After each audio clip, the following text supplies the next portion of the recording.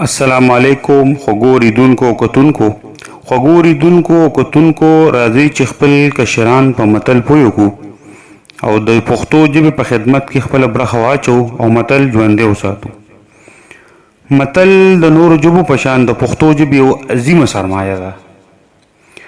متل په اصل کې سوونو کاله زوړ تاریخ لري او متل دا قسمه خبرې ته وایي چې د بلې خبرې په شاني او یا د بلې خبرې مطلب ښکاره کوي او څرګندوي او موږ په اسانه پوه کوي.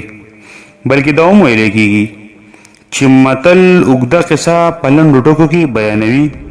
نو راځئ چې متل او د متل په پس منظر ځان پوه کړو او نورو سره دا ویډیو شریکو.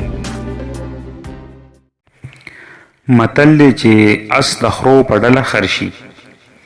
اصل کې هو اس وي خر کېدی نشي او خر وي هغه اس کېدی نشي.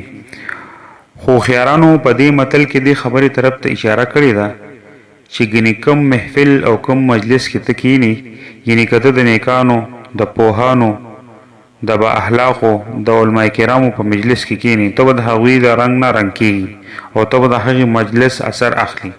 او که ته چېرته د بدو، د لوپرانو، د لپنګو، د بدماشانو په ډله کې کښېنې نو ته به خراب عادتونه اخلي. او چونکې د دې مطلب دا دی که اس چېرته د خرو سره په ډله وي او بار بار د هغې سره کښېني نو څه ورځې پاس د اس د خرو عادتونه واخلي، وی به اس خو عادتونه به دی د خرو کوي.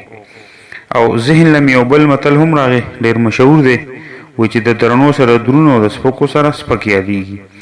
او په اردو کې موږ دا وایو چې خربوزه کو دیکھ کر رنگ پکڑتا ہے.